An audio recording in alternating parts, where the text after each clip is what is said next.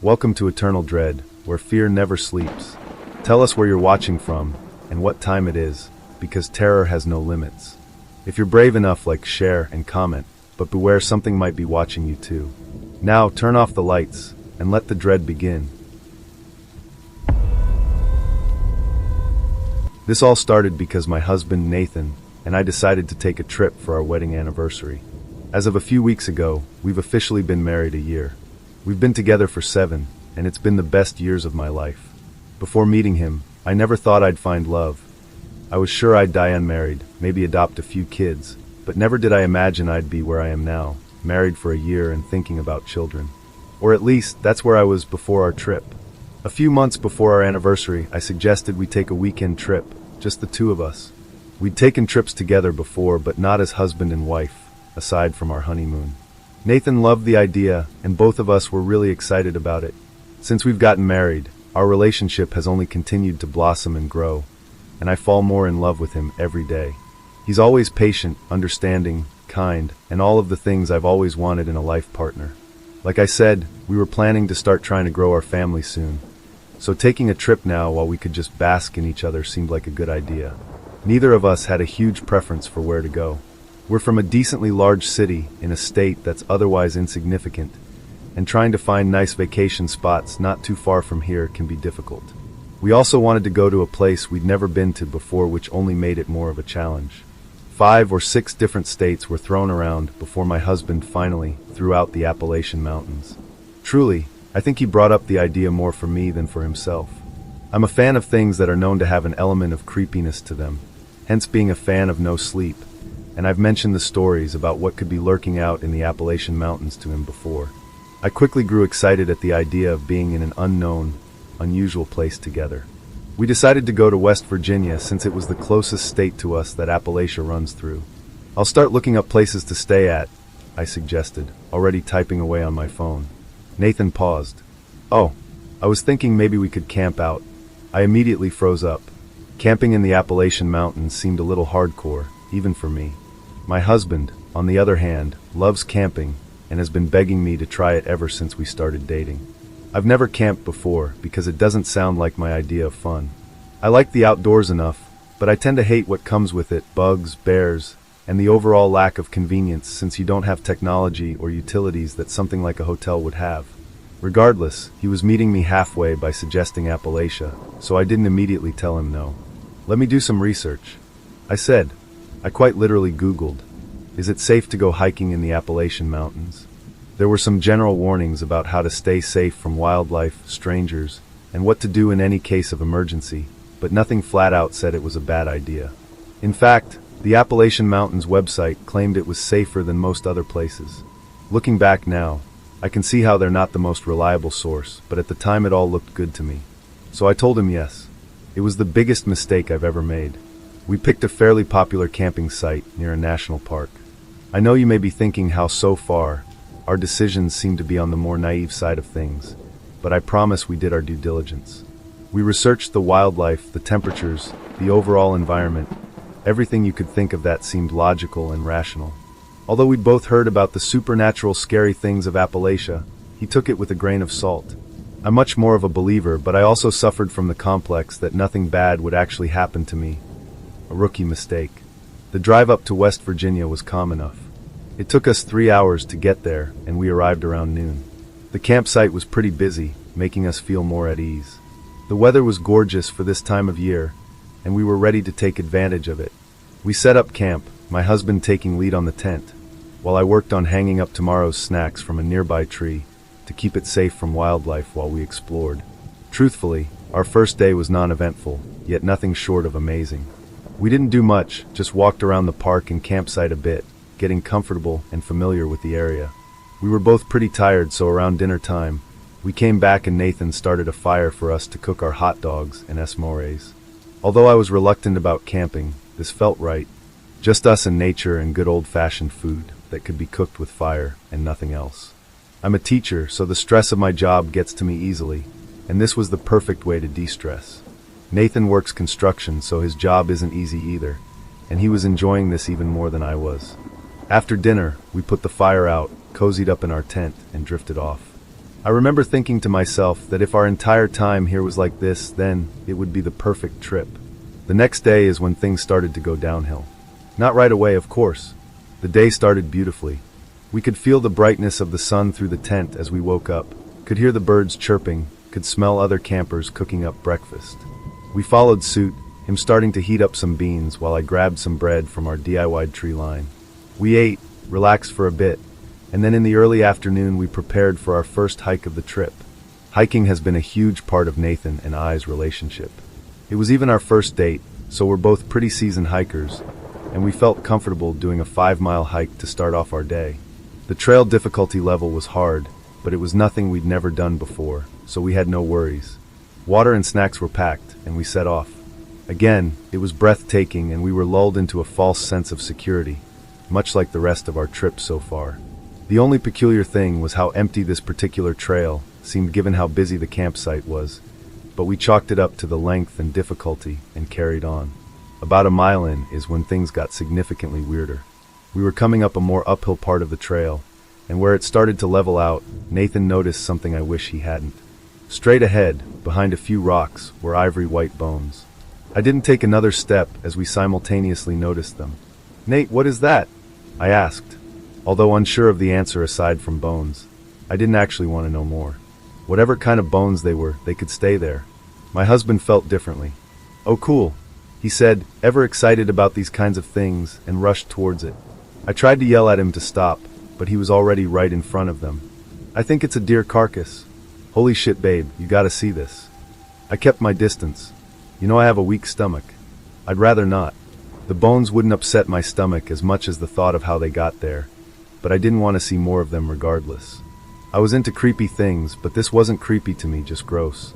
In contrast, while Nathan wasn't a huge horror buff, he had a passion for biology, and this was something of interest to him. He reached out to touch the mysterious bones, and my insides churned. "Nate, don't. Come on. We have a long way to go, and I want to get back before the sun sets."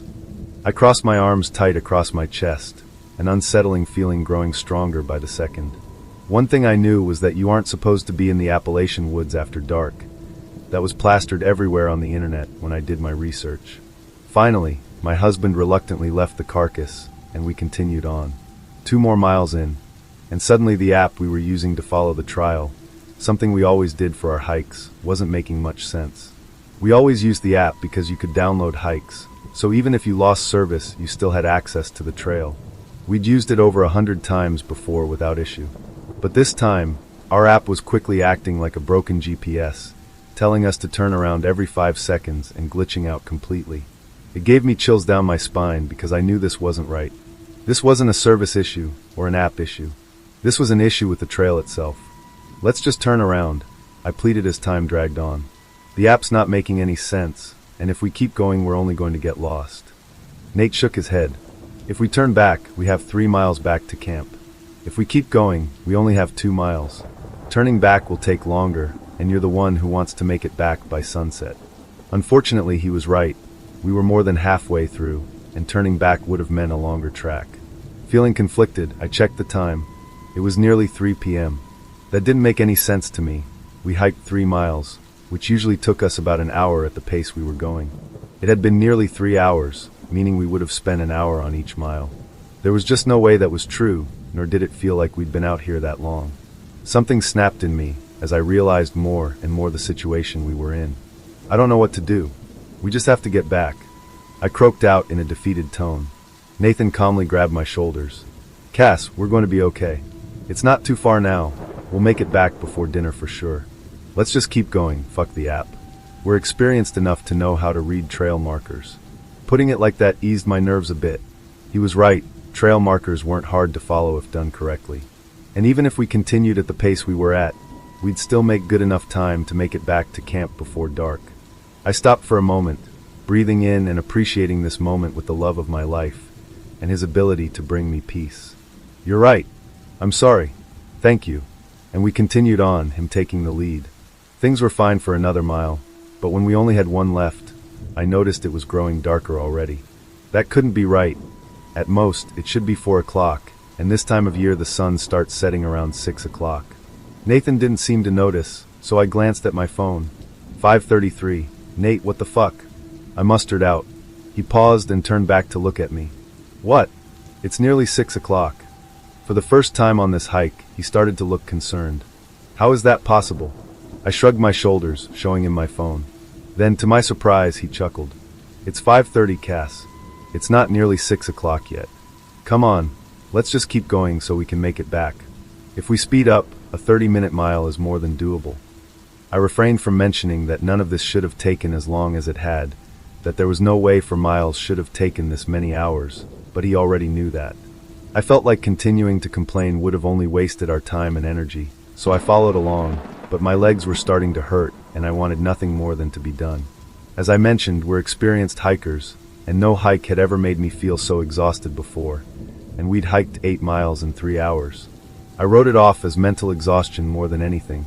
As we finally were on the last half mile of the hike, making extraordinary time in comparison the past 4.5 miles, the trail markers led us directly in front of a cave. My heart dropped as my eyes shot holes into my husband's skull. Why are we in front of a cave? I asked, knowing the answer yet not wanting to admit that we had to go through this hellish-looking black hole before finally reaching freedom and safety. Again, my husband was nonchalant about it. It's a super short walk through the cave, baby, then it leads right back to camp. I thought I told you about it when I suggested this hike. Look, it's totally safe, he said as he pointed to a sign in front of the cave that said there were no bears, and it was a part of the trail. I've truthfully never wanted to hurt my husband before, but this made every part of my body twitch, as he in fact did not mention the cave. You know I'm claustrophobic. He nodded. We went through a cave when we hiked in Ohio, though. You seemed fine. I couldn't resist huffing and puffing. I ran out of there so fast I nearly fell and broke my ankle. Nate grabbed my hand and grinned, releasing some of my fear. Yeah, like a badass. This is nothing. You've been in a cave before, now you know what to expect. Always the optimist, my husband. Truthfully though, it was out of character for him to be quite as chirpy as he was being, but I figured he was trying to stay positive for the both of us since I was pretty close to breaking down. Very reluctantly, we walked into the cave, which we had to duck down to be in since it was so short. I shut my eyes tight and grabbed my husband's hand. I don't know if I can keep my eyes open in here without throwing up, I warned as we started our walk across the narrow rocks that lay at the floor of the cave. He gripped my hand tight.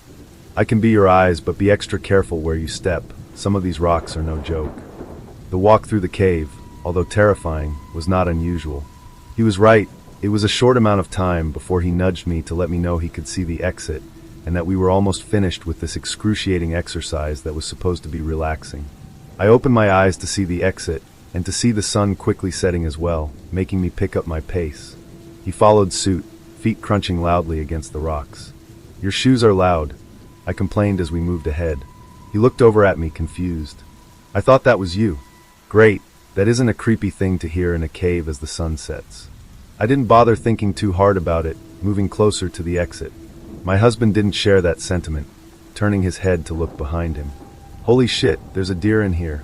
Goosebumps raised up on my arms and legs, despite the fact that I was sweating, and I reached over to grab his hand without looking behind me. We've seen deer, Nate. It's nothing too interesting, let's go. But the things I saw on TikTok made me think maybe there was no deer behind us. I only saw one person say they saw what they called a non-deer in the Appalachian forest, charging right for them, but one was enough to make me want to shit my pants. I didn't know much about deer, but I didn't think a rocky, dark cave seemed like their ideal habitat. I don't know what kind of deer this is, but it doesn't look like the ones we see back home. Nate went on, and I could tell by the way his voice echoed off the cave walls that his head was still turned to face the creature as I pulled him along. Nate, stop, I warned, not feeling like I could say much else until we got the hell out of here. But just as I said that, I heard the loud hooves on the rock increase their pace, and it no longer sounded like something I could write off as Nate's loud hiking shoes. Run, I said to my husband with urgency, not letting go of him as the sound behind us picked up. I'm not sure if I dragged Nathan across those rocks, or if his feet carried themselves, but it didn't matter. We had to get out of here, and not just the cave, the forest. We had to get back to camp. Cass! I heard his confusion, but I couldn't stop. We couldn't stop. It was right behind us, moving fast, the sound hadn't let up. I finally reached the exit of the cave, but didn't let my feet slow down, or Nate's as I continued pulling him. grabbing him tighter than ever before. "Cass!" he exclaimed again. There was no time to answer him. Once out of the cave, I couldn't hear the footsteps coming from behind us anymore, but that didn't mean they weren't there. I didn't look back once, all the way up until we reached our tent. Once we got there, I finally let my head whip back towards him. I'd never seen the look on Nate's face that I was seeing now. He was gasping for air, a sound I hadn't been able to notice before we stopped running, and thankfully the deer or non-deer or whatever the hell was not behind him. I checked my phone to see it was past 6 now, and the sun had almost fully set. "What the fuck just happened?" he asked through gasps. My husband is a fit man, and the small run we just did would not have winded him so easily, but I thought he may pass out for a second, so I pulled him onto the ground to sit. "I don't know. I don't want to know, but it wasn't a deer." Looking at me, eyes clouded with fear, he asked me if I saw it. I shook my head, knowing he did, and asked what he saw. It was the biggest deer I've ever seen in my entire life. If we weren't in West Virginia, I would have thought it was a moose. "It wasn't a deer," I reminded him. "I think it was sick." Something looked off about it. "That's because it wasn't a deer." He didn't believe in this stuff like I did, so he looked at me like I was crazy. "What was it then?" "I don't know, Nate, but you're really gonna sit here and tell me that was a deer chasing us down for half a mile?" My husband didn't reply, still working on catching his breath. We both sat in silence for a while, processing everything. I didn't even want to be here anymore. What happened was enough for me to be ready to go home, but I knew the feeling wasn't mutual. After a while, I got off the ground and walked towards our tent. "I'm going to bed. I'm not hungry for dinner." I didn't wait for a reply as I walked into our tent, zipped it up, and changed into my pajamas. Half of me thought Nate may at least try to come after me, but the other half thought he was probably too starving to do anything other than eat. I felt so sick to my stomach that any food that went down would surely come right back up, and I had an aching headache that only sleep could cure. So I unzipped my sleeping bag and tried to push all the horrible thoughts out so we could finally get to the security that was daylight. It worked for a few hours. I don't know what time it was when I woke up, but I assume it was late. Nate was next to me, snoring softly. I could hear the sound of rain outside the tent, but even worse, I could feel it ever so slightly dripping on my arm. I looked up, and there was a small gash in our tent, like someone had taken a pocket knife and just barely scratched the top of our tent with it. Enough to make a hole, but not big enough to notice just by a quick glance. I sat up straight and watched the water pour in, and then looked down to see a puddle already pooling. I wondered how long the rain had been pouring for. Gently, I shook Nate awake. He was a heavy sleeper, but after a minute of shakes and whispers, he was finally gaining consciousness. "Nate! Nate! It's raining through the tent." "What?" He was still groggy. "There's a hole in the tent. Rain is getting through." He was still confused and half asleep as he looked up to see the hole, nearly right above where I was lying. "That's weird," was all he said at first. "Yeah, I know. There's a puddle in the tent too. I don't know how long it's been raining for, but dash. It's been raining since you went to sleep, really, but that hole was not in the tent when I came to bed." He insisted. "It's been raining for that long?" I questioned with the raise of an eyebrow. "How did you eat if you couldn't start a fire?" "I ate like 10 protein bars." He continued to mumble. "What do we do? I can't sleep like this. The tent is basically ruined." My husband seemed to contemplate this as he continued waking up. "Let's go sleep in the car. In the morning I can patch up the hole and clean out the water." I didn't like that answer at all, but I knew I wouldn't like any option right now. The last thing I wanted was to step out of this tent in the pitch black while it rained on us. I don't think there would be any more vulnerable feeling than that. What if we just went back to sleep and left in the morning? I don't want to go out there right now. My very rational husband looked at me with bug eyes. "Are you crazy? We'll get sick sleeping in cold rain." I felt tears welling up in my eyes. "I can't do this, Nate. I'm scared." "There's nothing to be scared of, Cassie. We're okay. We just need to get to the car and go back to sleep." Just then, a loud scream sounded from the woods behind us. It was blood-curdling, and it sounded like nothing I'd ever heard before. It didn't sound like a man or a woman, like a kid or an adult, or like anything I could possibly pinpoint. Just a scream, out in the vacant woods, yet still reaching us too close for my liking. I curled my body up. "Nathan, we are not okay. I'm not going out there." The scream even shook him up a bit, and he pulled me into his arms. "Okay, baby, I understand. Let's just stay up and try to avoid the rain. It should only be a few hours until daylight, and then we can get out of here."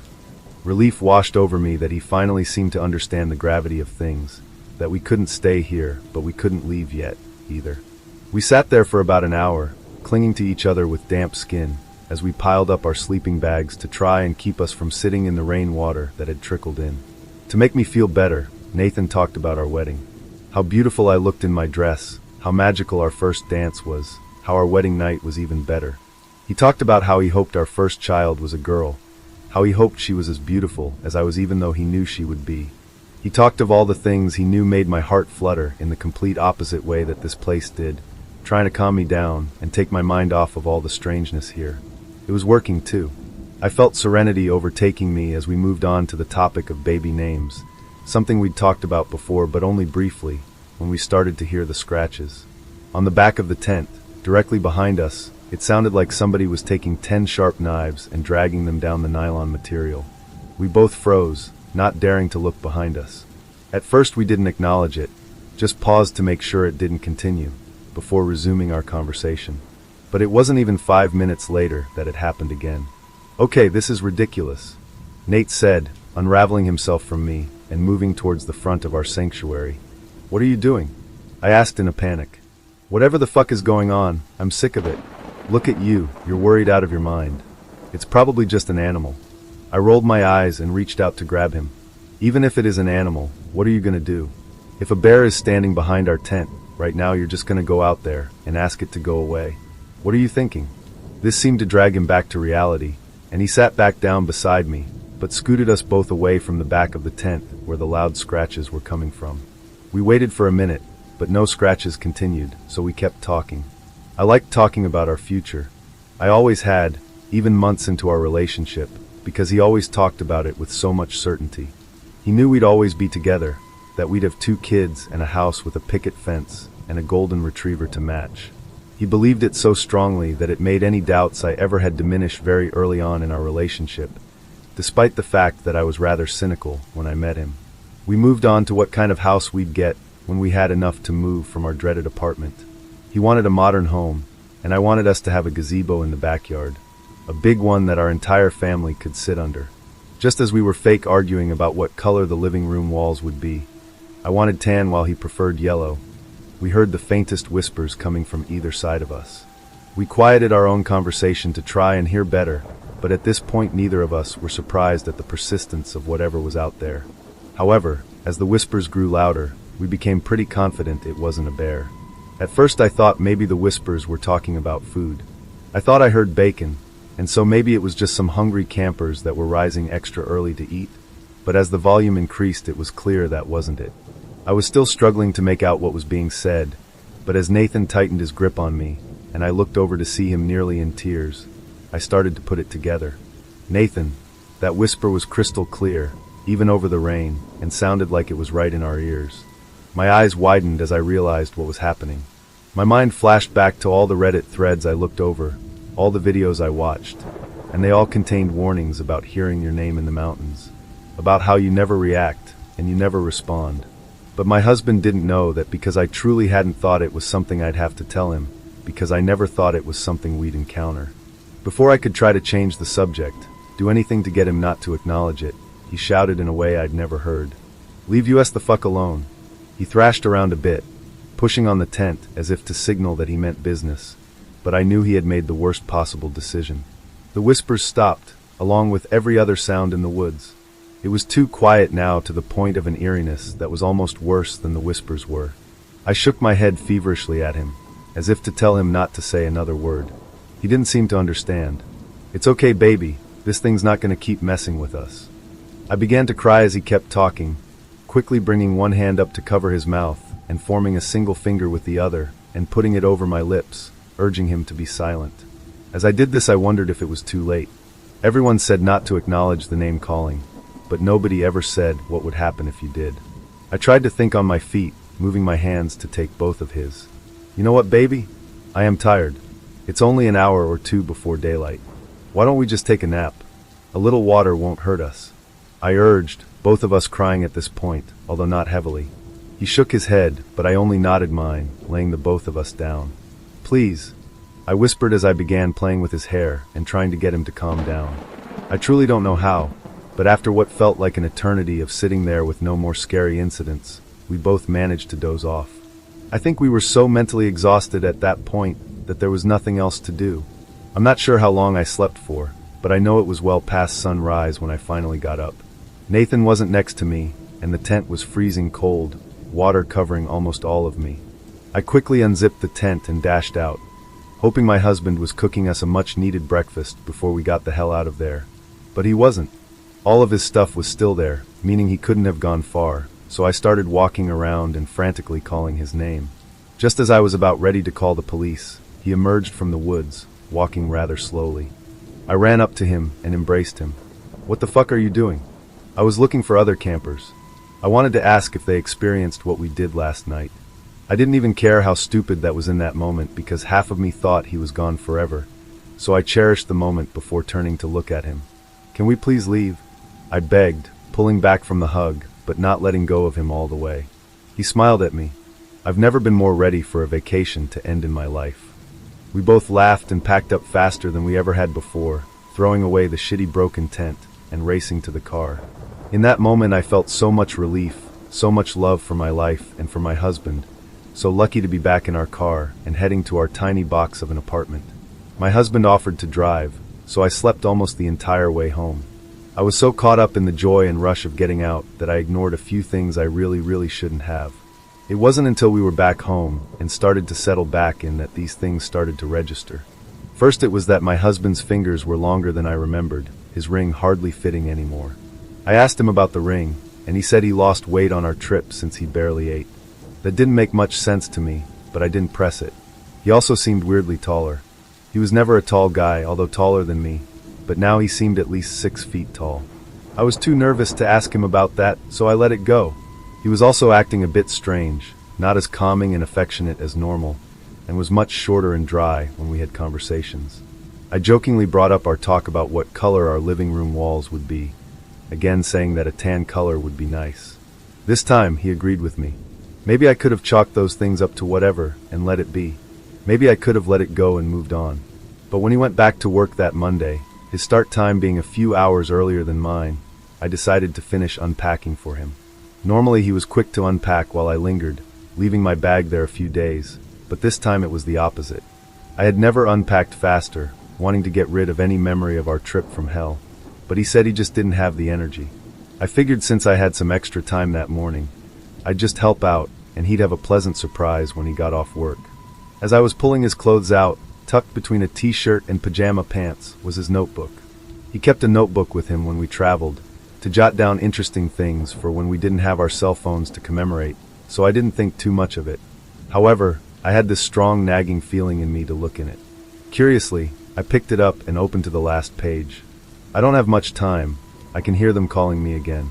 It's getting louder. I swear I saw claws coming through the hole in the tent. Cassie, if you're reading this, I likely didn't make it back. I know you would tell me not to go out there, to leave it alone and go back to sleep, but I can't. They're coming for me. If I don't go check it out, I fear they'll come for you too. I don't know what it is, but I can feel it hunting me. It's angry. I love you so much. I want nothing more than to have our future together, just the way we planned it. But if I can't have one, there's no sense in dragging you down with me. I really hope I come back to you. It was during the spring break of my second year at college that I got a phone call from my Uncle Andrew, asking me if I'd be willing to spend a few days over at his house. My grandfather had been sick for a long, tough while, and it had apparently gotten to the stage that the primary focus now was less so to treat him, and more so to just make him as comfortable as possible for the time he had left. I can't say I envied anyone in the situation. Grandpa, who'd be getting ready to face eternity in a house that wasn't his, with no company but a son who he barely spoke to these days, and Andrew, whose girlfriend died giving birth to their daughter 7 months ago, and was now tasked with taking care of a dying man on top of that. I'd like to act as if I was making a saintly decision to come over and offer a helping hand out of love for my family. But the truth was that it had been quite some time since I'd spoken to Andrew last, and it had been forever since I'd spoken to my paternal grandfather. No, I went because I was lonely, unbearably so. I didn't have any friends to speak of at college, and ever since my mother passed away about a year ago, I'd had no one to talk to at all. I made the decision to help Andrew out of the desperation for proper social interaction. Not like there'd be much to it, anyway. All I really imagined I'd be doing is keeping the baby out of his hair when he was too busy and getting Grandpa anything he needed. Andrew's house was out in the sticks, at least 40 minutes away from the nearest town. My family are mostly dotted around a generally quite rural county, so there wasn't much in the area but barren roads and the odd building or two. As for the house itself, there wasn't really much to say about it from the front yard. Just another isolated double story that someone called home. I rang the doorbell, and after a few moments Andrew greeted me. He seemed more or less the same as the last time I'd seen him in the flesh. "Ah, Nick, how are you doing? Thanks so much again for coming," he smiled, his voice nothing if not welcoming. "Nah, not like I had much going on anyway," I replied, to which he chuckled. "Come on in, throw your jacket on the hanger there. You want some coffee?" "Sure," I said. "Yeah, all right. Have a seat over in the living room. First door to your left." I took his invitation and made my way over. Now that I was fully inside, I could see that there was more to Andrew's house than meets the eye at first. It smelled like old books and something faintly musty, the scent of time that slowly claimed everything. The entryway was wide and dimly lit, with heavy curtains blocking out the daylight. There was a quiet rhythm to the house, the creaking of wood beneath our feet, the soft shuffle of Andrew's footsteps echoing through long corridors. It had the basic interior of a house a lot older than you'd think it was from outside, with aged patterns across the wallpaper and a somewhat ornate type of miniature chandelier suspended from the ceiling. Clashing with these design decisions was the more minimalist furniture and art pieces hanging from the walls. It seemed like someone had taken these measures in order to give the inside of the building a more modern feel, but really, it was a band-aid on a bullet hole. I looked around after reaching my destination. The living room appeared comfortable enough, with an ever so slightly peeling couch, a worn rug, and shelves of books that didn't seem to have been touched in years. It was the kind of place that felt frozen in time, a bit musty, but lived in, as though the walls had absorbed the memories of countless years of family life. A minute or so later, Andrew entered with 2 mugs. I sipped mine slowly as we exchanged some admittedly uncomfortable small talk. "God, you look so grown up. It's been, 2 years?" It had been at least 5. This continued for a while until we got to the tasks that'd be at hand for the next number of days. I'll be picking him up from the hospice tomorrow after work. It'll probably be close to 7 before we'll be back. Chloe's upstairs having her nap right now, so I'm gonna go and get started on making dinner. In the meantime, you go ahead and make yourself comfortable. There are 2 rooms free upstairs, you can take your pick. He rose and clapped me on the shoulders before heading over to the kitchen. "I really do appreciate it, Nick. It's been rough having to pay for babysitters." After going upstairs, I passed what must have been Andrew's room on the way down the hallway, another chamber masquerading as belonging to a home far younger than was the reality, with a double bed and a child's cot next to it, the baby sleeping soundly inside. I had a mountain of college assignments to get cracking on, so I brought my laptop and sociology textbook in my travel bag. That's how I spent the majority of the evening, taking an hour's break for dinner. We had another fairly awkward conversation about what I'd been getting up to in college. Spoilers. Fuck all. From my seat at the dining room table, I was able to look out the window at a filth-coated golden retriever pottering around the yard outside. I hadn't noticed it before. I was surprised that Andrew was able to manage a dog on top of his life as a single father. As I tried to focus on my pork chops, something else caught my eye. There was a door in the corner of the room that I hadn't noticed before. A small door, almost entirely hidden behind another old bookshelf. I couldn't see much of it, but there was something about the door that captured my attention, something in the way that would seem to shimmer in the dim light, as though it wasn't quite real. "Is that a closet?" I asked, pointing. Andrew looked over his shoulder, and then shook her head quickly. "Oh, that? No, just a small little space in the structure I haven't really found a use for yet." He smiled, but it was tight-forced. I was going to ask him more before the dog outside started barking loudly. "God, what's his problem?" Andrew sighed, exasperated. "Hey, you never mentioned you had a dog. Seems like an awful lot of work for you." I commented. "Nah, he's not mine, just some stray that's been finding the yard lately for whatever reason." The conversation petered off after that, but I remember thinking that if that was the case, it was odd that the dog had a collar. I called it a night maybe 2 hours later, but I had a hard time sleeping because the dog continued to bark periodically until all hours of the morning. In the morning, Andrew was already gone to work when I awoke, but he'd left instructions on the kitchen counter for taking care of Chloe. I'd babysit before as a teenager, so I could manage things fine, but it never really gets any more enjoyable changing a diaper. Other than that, there's not much to say about the day other than that I'd tried checking out the door behind the bookshelf out of curiosity and boredom, but I'd found it locked. I didn't really care though, since it sounded like it was nothing more than just a small crawl space or something. When Andrew arrived home, wheeling Grandpa with him, I could see for myself just how sick he must have been. He had stage 3 skin cancer that had by now spread through a terrible amount of the tissue in his torso. Andrew would tell me later on that night that he had 2 weeks left, tops. The man looked like a skeleton, his complexion beyond wrinkled and pale, his head like a skull with its eyeballs left intact along with a few pointlessly added tufts of snow-white hair. His skin was hanging off of his body so loosely, as if the space between had been repeatedly filled with air and then deflated. I'd been hoping I could have at least some sort of conversation with him, since I'd seen him even less in my life than Andrew, but he could barely work a sentence together, mostly just murmuring, grunting, and pointing at things to communicate.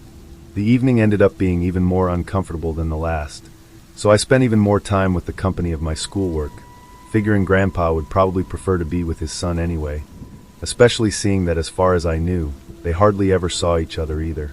I ended up just going to bed early, Grandpa in the room next door, but of course I was kept up for ages by that stupid dog again.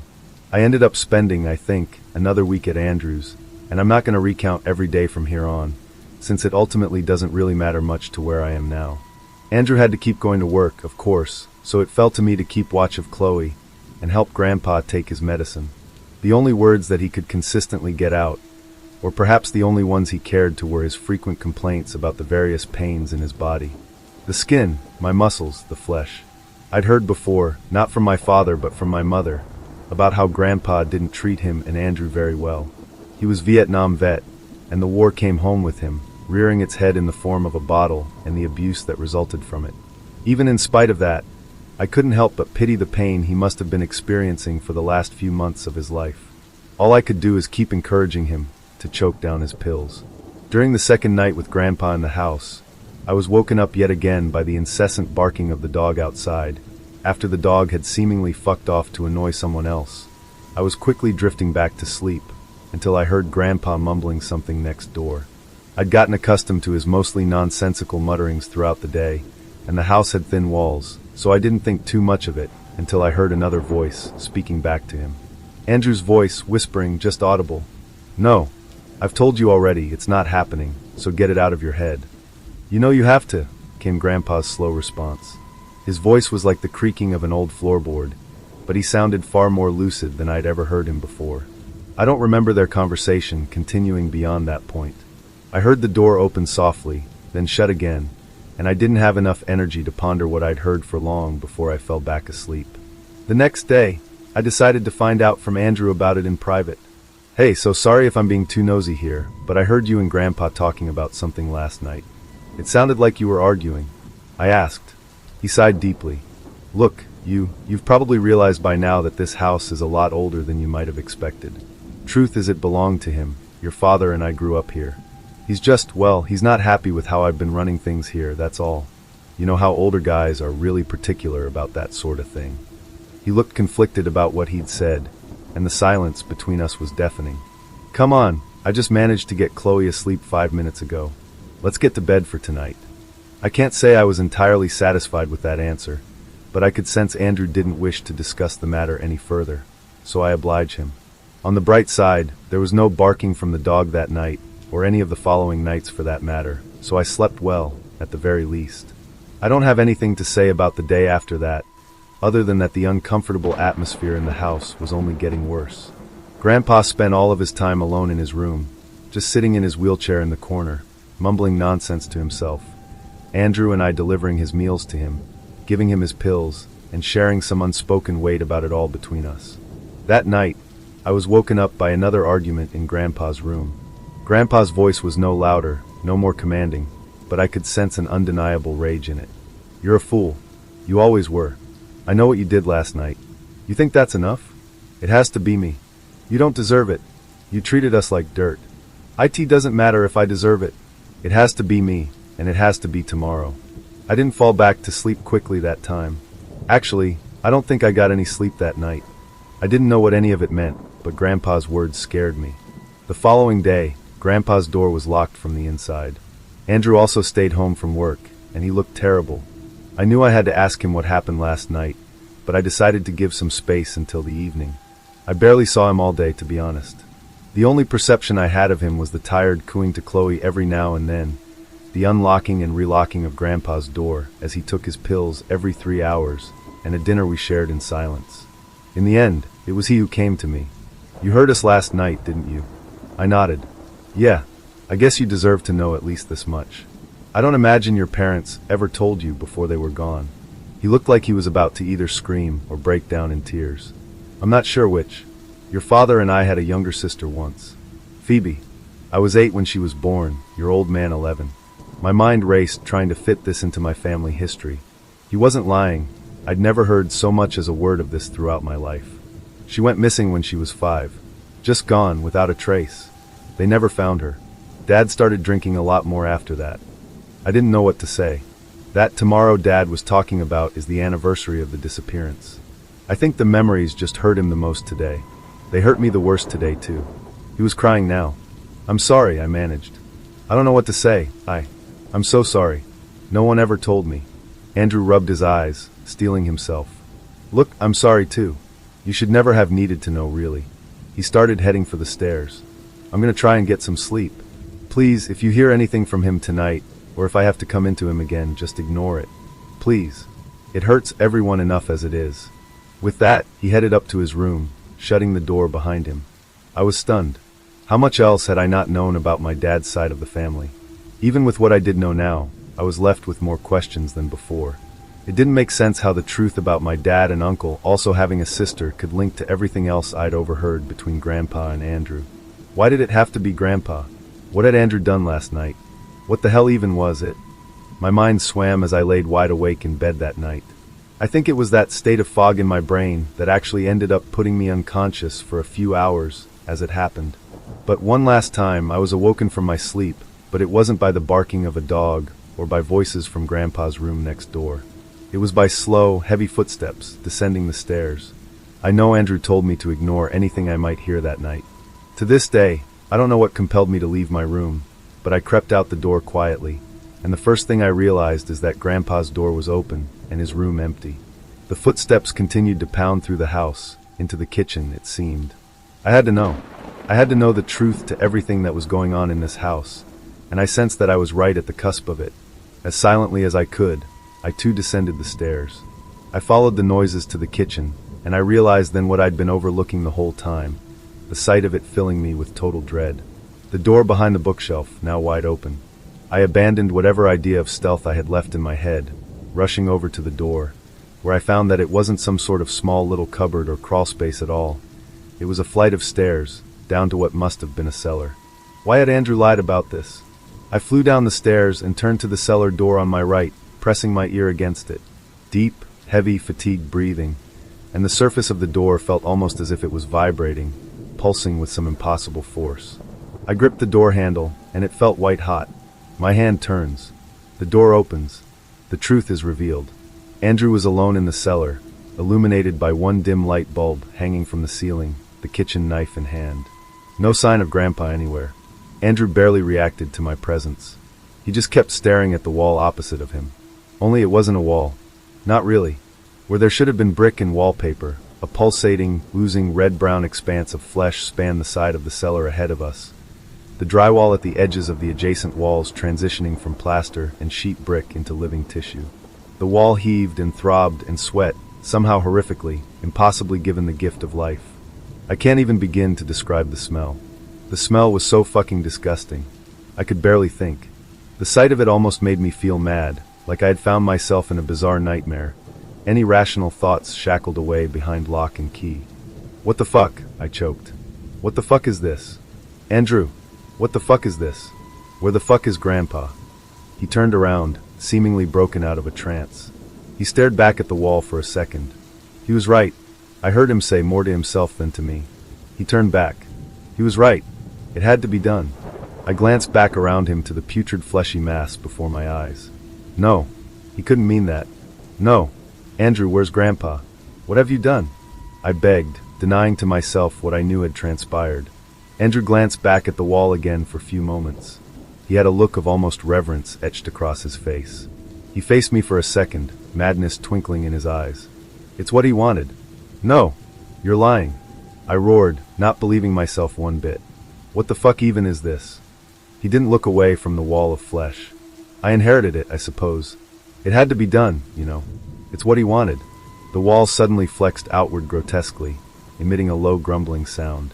Try as I did to deny it to myself in the moment, I knew what that must have meant, as I saw a look of concern flash across Andrew's face. It was hungry again, needed to be fed soon. Clearly, Grandpa wasn't a filling meal. Amidst the grumbling, we could both suddenly hear a high-pitched noise, piercing through it. Chloe, crying from upstairs. Andrew stared up at the ceiling, then back over to me. Don't, I whispered, but he was already charging towards the door. Andrew, don't. He shoved hard against me as I tried to block him from getting out of the door. I threw myself against him with everything I had, tried to wrestle the knife from his grip, but he was far stronger than he looked, overpowering me quickly and slashing my right leg. I howled in shock and pain. You know what? He hissed, throwing me to the ground and grabbing me by my legs as I gushed blood. This is even better. You're of far more use anyway. I realized in an instant what he meant as he dragged me towards the wall of flesh. No, I choked. No, Andrew, please God, I dash. My words were cut off as I became almost entirely immersed in the writhing, living mass. Tendrils wrapped around me, almost painlessly puncturing through my skin, connecting to me. For a few brief, passing moments, I had the notion that I was linking, fusing to the grand, biological system of the wall, that soon all would be alive, all would be connected, before my mind went black. After an unknowable length of time, I grew more and more aware of my surroundings once more, the bizarre, weightless sensation of simultaneously feeling out of my body and feeling one with another body. Then something cold, foreign. I've got you, I've got you. I fell forward into someone's arms, the cold air of the cellar enveloping me in an instant as I screamed out. I looked up. I was surrounded by a team of men in yellow hazmat suits, working to fully cut me down from the wall of flesh. I laid in their arms, feeling the way I imagine a newborn infant must, my body and mind focusing entirely on trying not to seize up from how overwhelmingly cold everything seemed. A few minutes later, once I'd been fully freed from the wall, I was given sedatives that knocked me back out. I don't know how long I'd spent like that, but it must have been a few days at least, because it was my girlfriend, Emily, who had called the police after I hadn't responded to a number of her calls. In the end, though, I was kept in some sort of containing facility for a day, where I was asked a great deal of dubious-sounding questions that I couldn't begin to answer for the most part. And they never ended up finding Andrew. In the end, though, Emily took me back home. Whatever classified part of the government that covers up shit like this did just that, and life mostly moved on.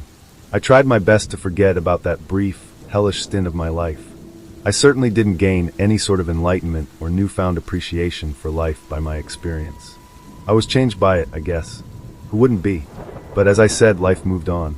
Emily was invaluable in ensuring that, comforting me about it when I needed her to, but never acting like it defined me now. Life moved on. For years later, I asked Emily to marry me. 5 years later, she was my incredible wife. 8 years, and she gave birth to the joy of our lives, our daughter Lily.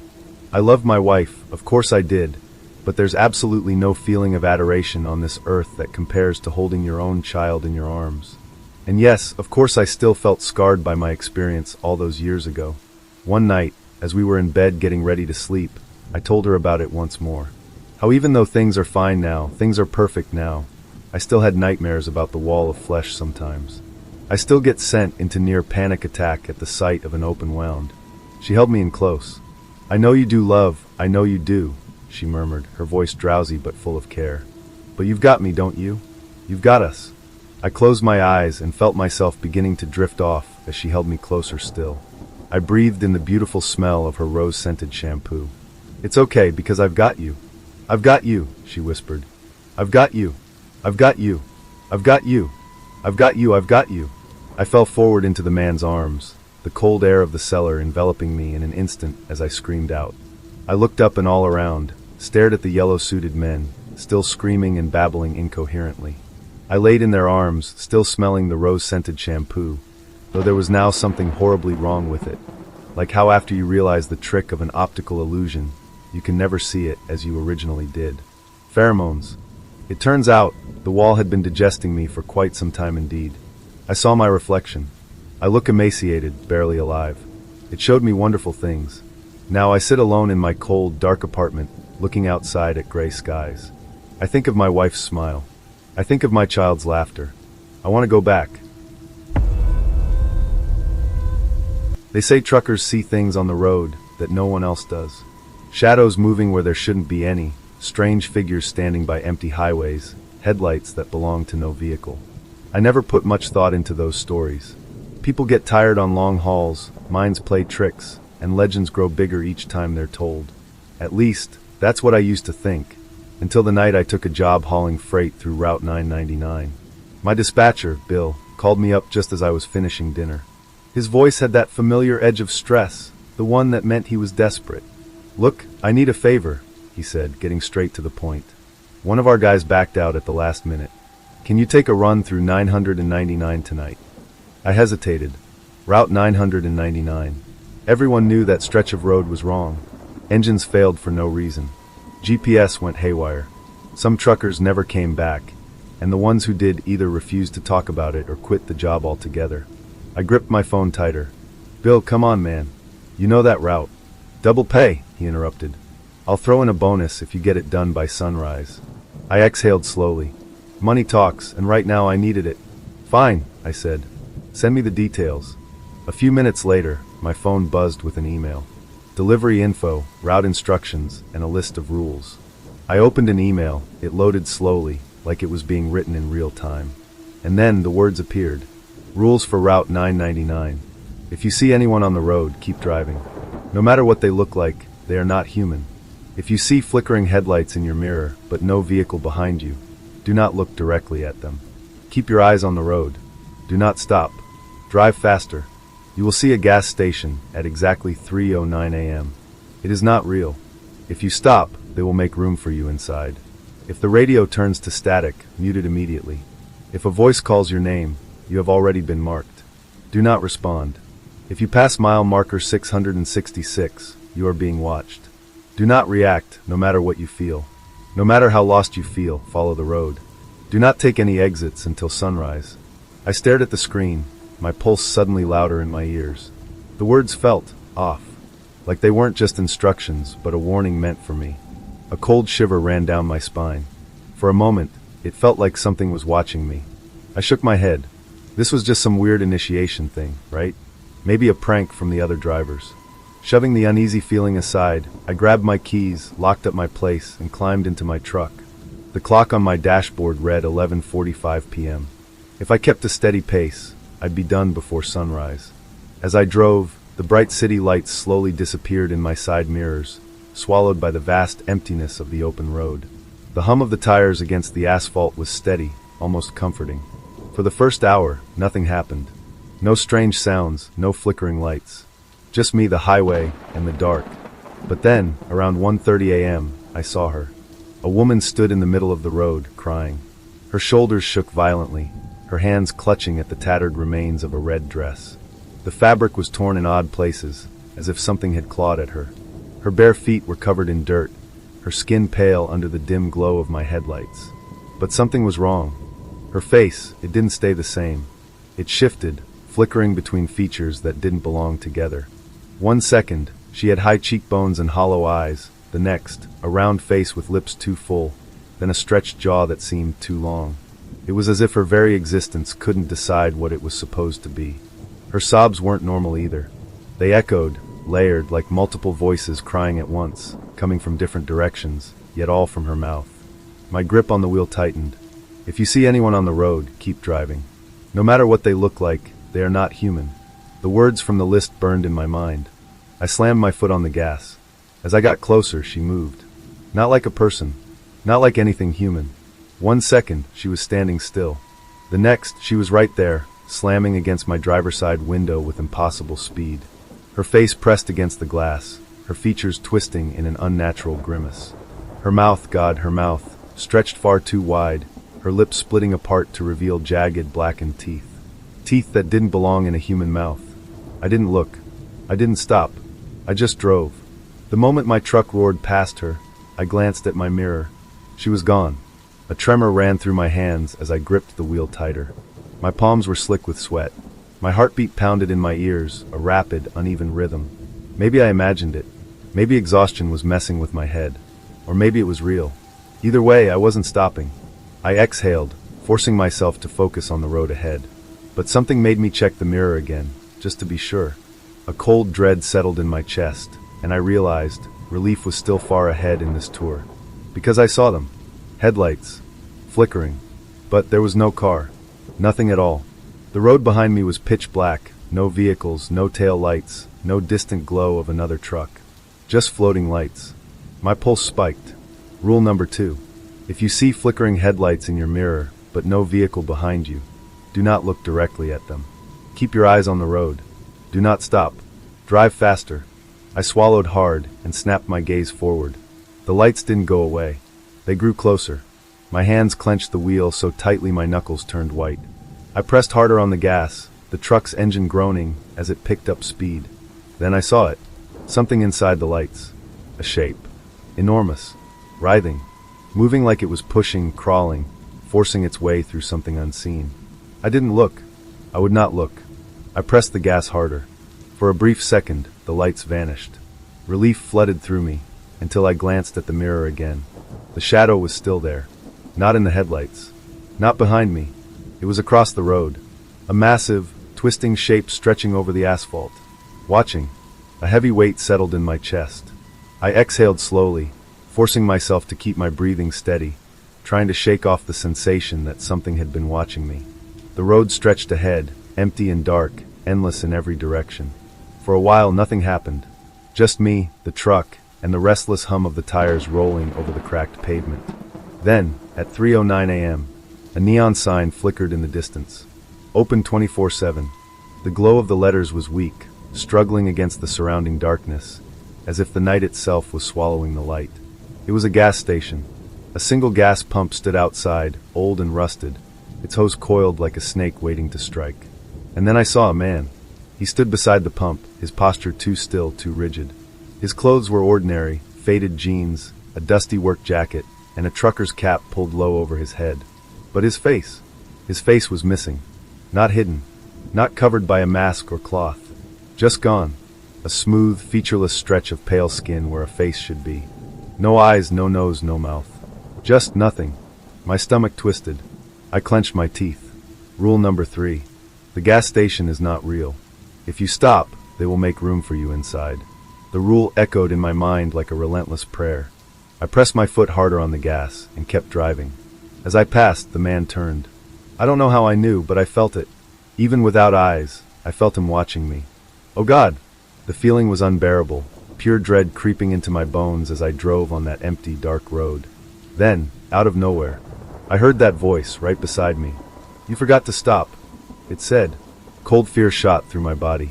The voice came from the passenger seat. I didn't look. I would not look. My grip on the wheel tightened. I stared straight ahead, jaw locked, refusing to acknowledge whatever was in the cab with me. Seconds stretched like hours. And then, the gas station was gone. 1 second it was there, flickering at the edge of my vision. The next, nothing but darkness and the endless highway. I swallowed hard. By now my nerves were shot. My hands were stiff from gripping the wheel too tightly, my knuckles white. Every muscle in my body was locked in place. Every part of me screaming to just get through the night. Then, the radio crackled. Soft at first, like a distant whisper. Then louder. Just static. A sound that should have meant nothing. But deep inside, I knew. I knew what was coming. Then I heard it. My own voice. "I see you." My breath caught. That wasn't a recording. That wasn't an echo. It was me, speaking in real time. But I hadn't said a word. Then rule number 4 flashed in my mind. If the radio turns to static, mute it immediately. If a voice calls your name, you have already been marked. Do not respond. I scrambled for the dial, my fingers slipping on the controls as my heart pounded in my chest. Before I could mute it, the voice spoke again. "You shouldn't be here." My own voice. Flat. Emotionless. Wrong. I slammed my hand down on the mute button. Silence. But it didn't feel right. It felt too empty. Like something else had taken the sound's place. Then, the radio crackled again. Even though I had muted everything, the static forced its way through. I didn't touch it. I didn't move. But a voice came through anyway. My voice said, "Please help. I don't know where I am. It's so dark." A chill ran down my spine. I muted it. Immediately. I pressed my lips together, forcing myself to focus. Eyes on the road. Hands on the wheel. Don't listen. Don't react. The static hummed for a few more moments. And then silence. The voice was gone. The road stretched ahead, empty, dark, and endless. I took a slow, shaky breath. Just keep driving. By now, exhaustion weighed heavily on me. I just wanted to get this over with as quickly as possible. My eyes stayed fixed on the road, my mind numb with fatigue. Then, in the dim glow of my headlights, I saw it. Mile marker 666. I felt it before I saw it. The air thickened, pressing against me like something was breathing in the dark. The truck felt smaller, suffocating. I forced myself to keep driving. Eyes straight ahead. Don't look. Don't think. Just go. Then, tap. Something knocked against my window. I turned my head inch by inch, and what I saw was impossible. Not a fist. A finger. Long, sharp. Too many joints. My peripheral vision caught movement outside. Something was running alongside me. No crawling. A shape, twisted and wrong, limbs bending the wrong way, keeping pace with my truck. Its mouth stretched open, too wide, too empty, until it was inches from my window. A voice, jagged and hungry, commanded me. Look at me. I didn't. I kept my hand steady, my breathing even. I gripped the wheel so tight my fingers ached. The thing scraped against the glass, moving faster, pressing closer. I did not react. I don't know how long I drove like that, minutes, hours, but eventually the weight in the air lifted. Whatever had been watching lost interest. Then, it was gone, because I was very clear about this rule. If you pass mile marker 666, you are being watched. Do not react, no matter what you feel. The sky began to lighten. The road stretched ahead, empty. Normal. I didn't let myself relax. The rules said not to take any exits until sunrise. So I waited. 6:32 a.m. The sun crested over the mountains. A rest stop appeared up ahead. I pulled in, my hands still shaking. I barely had time to turn off the engine before my phone rang. Bill. I exhaled and answered. You made it? His voice was quiet. Careful. Yeah, I said. Silence. Then, in a low, serious voice, he said, Most don't. A cold dread settled in my chest. I almost asked what he meant. But then, the call ended. I never took a job on Route 999 again. And I never, ever broke the rules.